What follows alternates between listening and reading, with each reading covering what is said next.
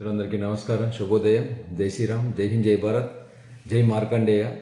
ఈరోజు శ్రీ మార్కండేయ మహర్షి జయంతి సందర్భంగా బంధుమిత్రులందరికీ కూడా శుభాకాంక్షలు. ఆ మహర్షి పాదపద్మాలకు నమస్కరిస్తూ ఈరోజు శ్రీ మహావిష్ణువు యొక్క వంశస్థులైన భృగు మహర్షి యొక్క వంశానికి చెందినటువంటి మృకండ మహర్షి మరియు మరుద్వతి దంపతుల కుమారుడైనటువంటి భక్త మార్కండేయ జయంతి.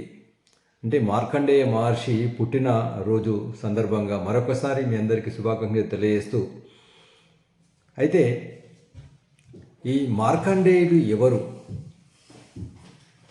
అశ్వత్థామ బలిర్వ్యాసో హనుమానుశ్చ విభూషణ కృపః పరశురామశ్చ సప్తైతే చిరజీవన సప్తైతాన్ సంస్మరే నిత్యం మార్కండేయ మదాష్టమం అని శాస్త్రవచనం. అంటే సప్తర్షులు, ఈ చిరంజీవులు, కృపాచార్యుడు కానివ్వండి, ఆంజనేయుడు కానివ్వండి, ఇట్లా సప్తర్షులు చిరంజీవులుగా ఉంటారు. వాళ్ళతో పాటు మార్కండేయ మహర్షి కూడా చిరంజీవిగా ఉంటాడనేటువంటిది ఈ శ్లోకం యొక్క అర్థం. అశ్వత్థామ, బలి చక్రవర్తి, వ్యాస భగవానుడు, అశ్వత్థామ బలిర్వ్యాసు, హనుమానుశ్చ విభీషణ హనుమంతుడు, విభీషణుడు, కృపః పరశురామశ్చ కృపాచార్యుడు, పరశురాముడు, వీళ్ళందరూ కూడా చిరంజీవులుగా ఉంటారు, ఎప్పుడు జీవించే ఉంటారు. అదేవిధంగా మార్కండేయ మహర్షి కూడా ఎప్పుడూ జీవించే ఉంటాడు. అయితే ఈ మార్కండేయ మహర్షి ఎవరంటే మరి భృగు మహర్షి యొక్క మనుమడు, అదేవిధంగా మృకండ మహర్షి మరుద్వతి దంపతుల యొక్క కుమారుడు. అయితే మృత్యువును జయించినటువంటి చిరంజీవిగా ఉన్నటువంటి మార్కండేయుడి యొక్క కథ ఏంటి? ముఖ్యంగా పద్మశాలి వంశస్థుల యొక్క కులదేవత మరి పద్మశాలి వంశానికి చేనేత నేత కళాకారుల యొక్క మూల పురుషుడు మరి భక్త మార్కండేయ మహర్షి. అయితే ఈ మృకండ మహర్షి మరుద్వతి దంపతులకు సంతానం లేకపోవడం వల్ల చాలా సంవత్సరాలు బాధపడి ఆ శ్రీ మహావిష్ణువుని వేడుకోవడం జరుగుతుంది. అప్పుడు మరి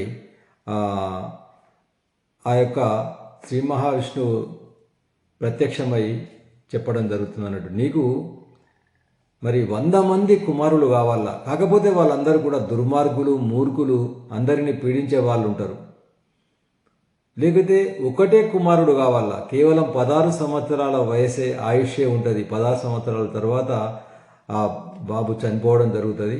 మరి నీవు కోరుకో అని అడుగుతాడు. అప్పుడు తటస్థంలో పడిపోతాడు మృకండ మహర్షి. ఏం చేయాలో అర్థం కాదు. కానీ చివరికి నాకు 16 సంవత్సరాలు అయినా సరే బుద్ధిమంతుడైనటువంటి పిల్లవాడే కావాలని కోరుకుంటాడు. ఆ విధమైనటువంటి వరంతో మరి మార్కండేయ మహర్షి ఈరోజు మరి మాఘమాసం తదియనాడు జన్మించడం అనేటువంటి జరుగుతుంది. అయితే చిన్నప్పటి నుంచి కూడా శ్రీ శివుని ఆరాధనలో కూడా పెరగడం జరుగుతుంది. శివ నామస్మరణ చేసుకుంటూ ఉంటాడు. అయితే ఒకసారి మరి ఈ నారద మహర్షి మరి ఇంద్రాది దేవతలు అందరూ కూడా మరి వచ్చి ఈ యొక్క బాలుని చూసి దీర్ఘ సుమంగళి భవ అని ఆశీర్వదిస్తారు. ఈ బాలుని యొక్క అలవాట్లు కానీ అతని ప్రార్థన భక్తి. అప్పుడు మృకండ మహర్షి చాలా బాధతో చెప్తాడు, మీరు ఆశీర్వదించారు కానీ మరి నా బాబుకు కేవలం 16 సంవత్సరాలైనా జరిగిన విషయం అంతా కూడా చెప్తారు. లేదు శివనామస్మరణ చేసుకుంటూ వెళ్తే తప్పకుండా మృత్యువును జయిస్తాడని చెప్పడం జరిగింది. అయితే మరి ఎప్పుడు కూడా శివనామస్మరణ చేస్తూ ఉంటాడు, శివుని తప్పిస్తూ ఉంటాడు.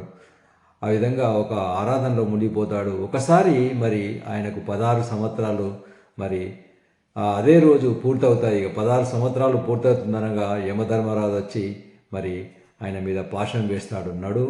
నీవు శివారాధన చేసుకునేటువంటి సమయం పూర్తయిపోయింది, నీ మృత్యువు ఆసన్నమైంది అని యమధర్మరాజు మార్కండేయుడి మీద 16 సంవత్సరాల బాలుడైనటువంటి మార్కండేయ మహర్షి మీద యమపాశం వేస్తాడు. అప్పుడు వెంటనే శివనామస్మరణ చేస్తున్నటువంటి నా భక్తుడిపైన నేను పాశం వేస్తావా అని మరి సదాశివుడు ప్రత్యక్షమై మరి యముని శిక్షించడానికి ఉద్యుక్తుడవుతాడు. అప్పుడు మరి మార్కండేయ మహర్షి శివలింగాన్ని కౌగిలించుకుంటూ శివనామస్మరణ చేస్తుంటాడు.